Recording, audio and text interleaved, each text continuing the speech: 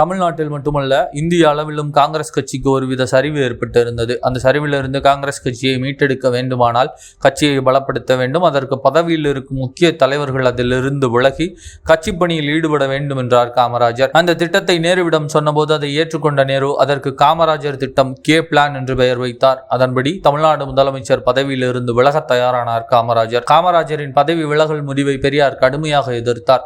1954ஆம் ஆண்டு காமராஜர் முதல்வராக வேண்டும் என்று தொடர்ச்சியாக வலியுறுத்தியவர் பெரியார். காமராஜரின் ஆட்சியை கண்ணை மூடிக்கொண்டு ஆதரிக்க வேண்டும் என்றவர் பெரியார். தேர்தல் சமயங்களில் காமராஜரின் பிரச்சார பீரங்கியாக விடுதலை ஏடு செயல்பட்டது. ஒருவேளை காமராஜர் பதவி விலகினால் அது காங்கிரஸ் தற்கொலை செய்து கொண்டதற்கு ஒப்பானது என்றார். ஆனாலும் முதல்வர் பதவியிலிருந்து விலகினார் காமராஜர். கிடைத்த பதவியை விட்டு ஒரு நொடியும் விலகிவிடக் கூடாது என்று நினைத்துக் கொண்டிருப்போர் மத்தியில் கட்சியின் நலன் கருதி தன்னுடைய முதல்வர் பதவியவே ராஜினாமா செய்தார் காமராஜர். தனக்கு பதிலாக மூத்த அமைச்சர் எம் பக்தவத்சலத்தை முதலமைச்சராக்கியிருந்தார். ஆம், மீண்டும் ஒருமுறை கிங்மேக்கராக இருந்தார் காமராஜர். அவரை பின்பற்றி மொரார்ஜி தேசாய், லால் பகதூர் சாஸ்திரி, ஜெகஜீவன் ராம் உள்ளிட்டோர் தங்கள் பதவிகளை ராஜினாமா செய்தனர்.